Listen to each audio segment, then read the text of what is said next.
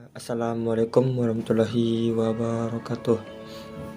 Pertama dulu perkenalkan, nama saya Helmi Mutawali, mahasiswa UIN Mataram. Yang dimana di sini saya akan menjelaskan mengenai materi pembelahan sel mitosis dan meiosis. Yang dimana mitosis itu adalah pembelahan sel yang menghasilkan dua anak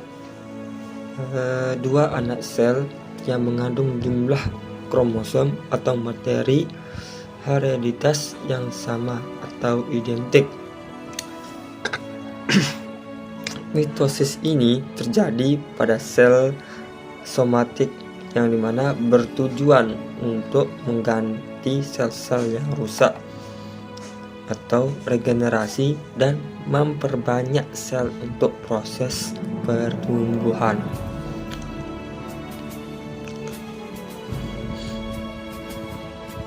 Ada empat tahap pembelahan pada mitosis. Yang pertama itu ada profase, metafase, anafase, dan telofase.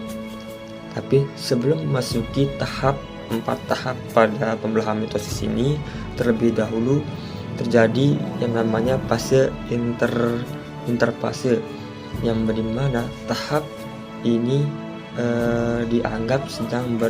sel dianggap sedang beristirahat dan tidak melakukan pembelahan. Tetapi tahap ini merupakan tahap yang paling penting karena sel sedang mempersiapkan pembelahan atau melakukan metabolisme sel. Pada fase ini, inti sel belum membelah dan kromosom belum nampak karena masih berbentuk benang-benang kromatin yang halus. Tapi walaupun begitu, sel anak yang baru terbentuk sudah melakukan metabolisme. Baik, langsung kita masuk setelah pada fase ini masuk ke tahap yang pertama pada proses pembelahan mitosis, yaitu tahap profase.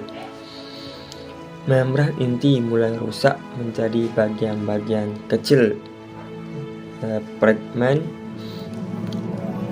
benang-benang kromatin mendat menjadi kromosom.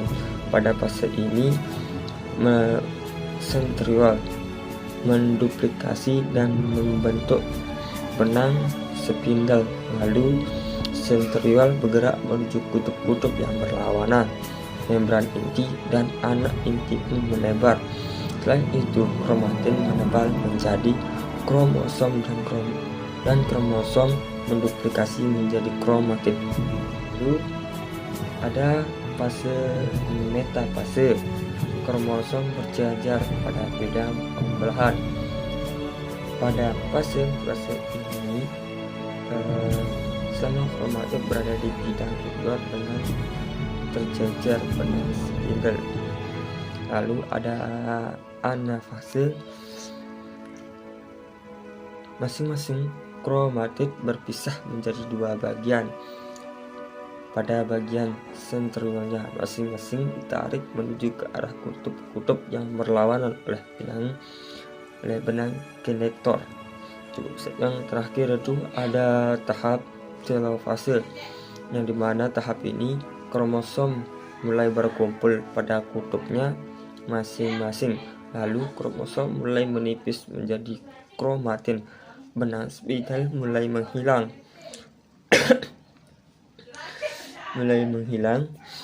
Membran inti mulai terbentuk. Selain itu, nukleus dan nukleolus terbentuk kembali. Setelah itu terjadi karyokinesis, yaitu pembelahan inti sel menjadi dua. Setelah inti sel terbelah menjadi dua, terjadi sitokinesis, yaitu perlakuan sitoplasma. Lakukan semakin lama semakin dalam, yang akhirnya membagi sel menjadi dua. Meiosis. Pembelahan meiosis terjadi pada sel reproduksi. Pada pembelahan ini dihasilkan 4 sel anakan, di mana jumlah kromosom dari masing-masing sel anakan setengah dari kromosom induknya.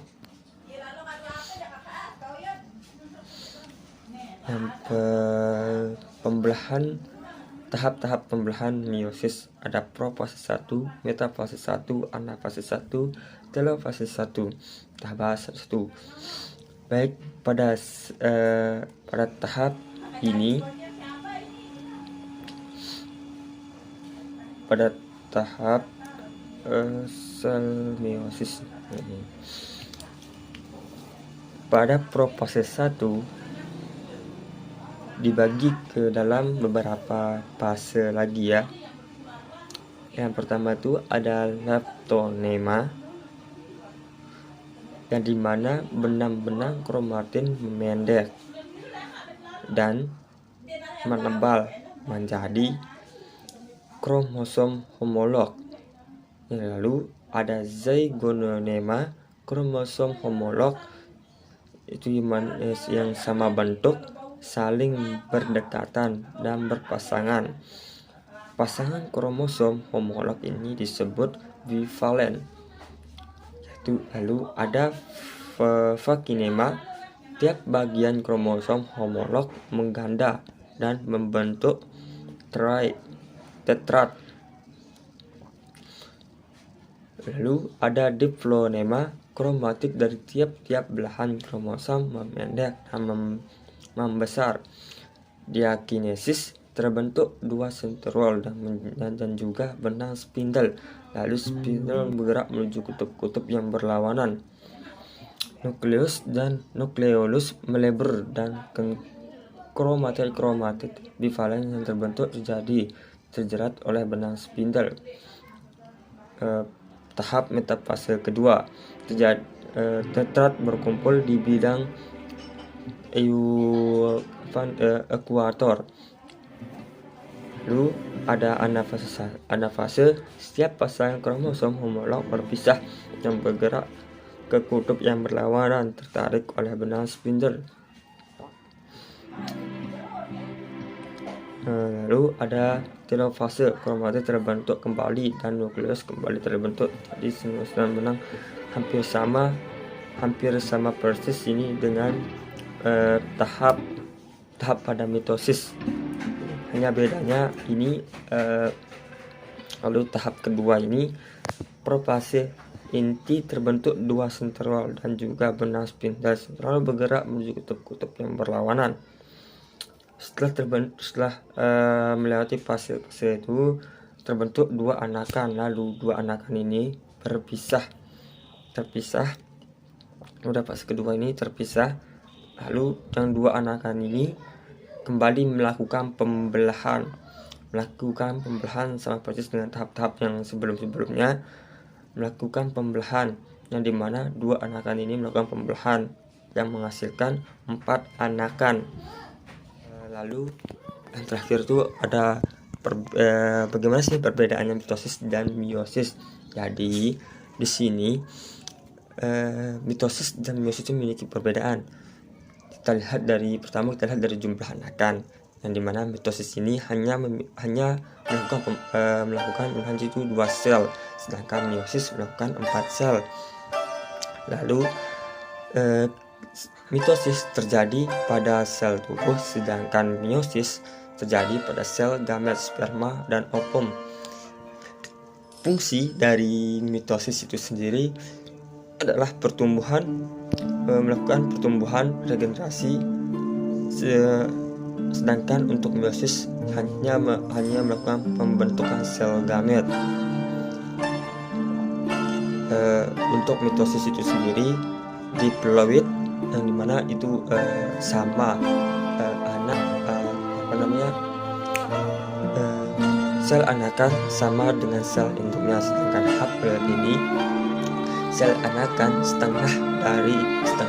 memiliki kromosom setengah dari sel induknya.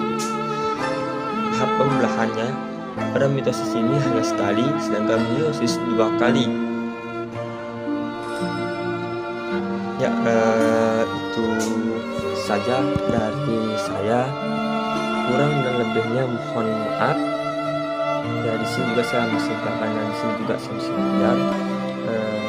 Assalamualaikum warahmatullahi wabarakatuh.